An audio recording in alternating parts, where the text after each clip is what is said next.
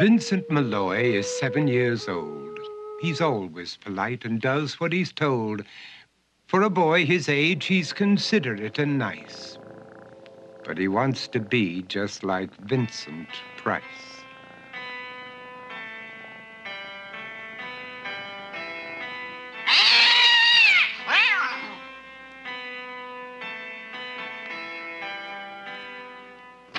He doesn't mind living with his sister, dog, and cats, though he'd rather share a home with spiders and bats.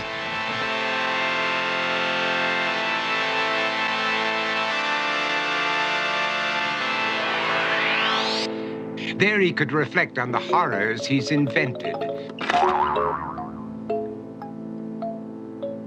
and wander dark hallways alone and tormented.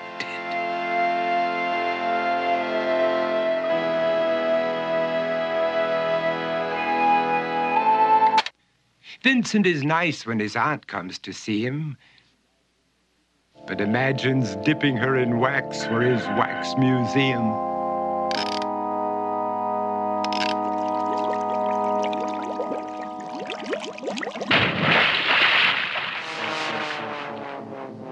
He likes to experiment on his dog, Abercrombie, in the hopes of creating a horrible zombie. So he and his horrible zombie dog could go searching for victims in the London fog. His thoughts, though, aren't only of ghoulish crime. He likes to paint and read to pass some of the time. While other kids read books like Go, Jane, Go, Vincent's favorite author is Edgar Allan Poe. One night, while reading a gruesome tale, he read a passage that made him turn pale. Such horrible news he could not survive, for his beautiful wife had been buried alive. He dug out her grave to make sure she was dead, unaware that her grave was his mother's flower bed. His mother sent Vincent off to his room. He knew he'd been banished to the Tower of Doom, where he was sentenced to spend the rest of his life alone with the portrait of his beautiful wife. While alone and insane, encased in his tomb, Vincent's mother burst suddenly into the room. She said, "If you want to, you can go out and play. It's sunny outside and a beautiful day."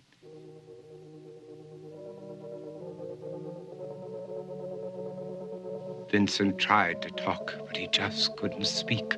The years of isolation had made him quite weak.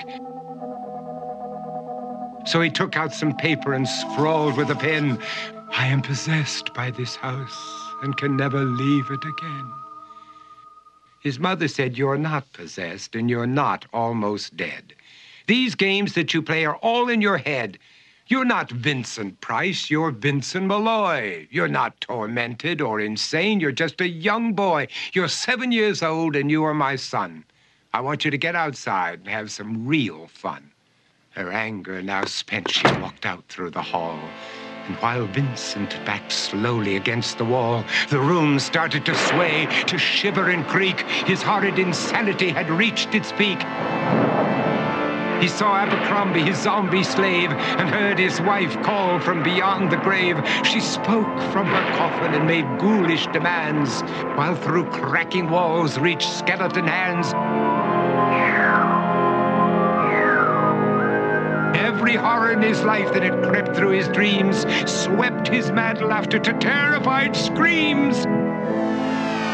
To escape the madness, he reached for the door, but fell limp and lifeless down on the floor. His voice was soft and very slow as he quoted The Raven from Edgar Allan Poe. "And my soul from out that shadow that lies floating on the floor shall be lifted nevermore."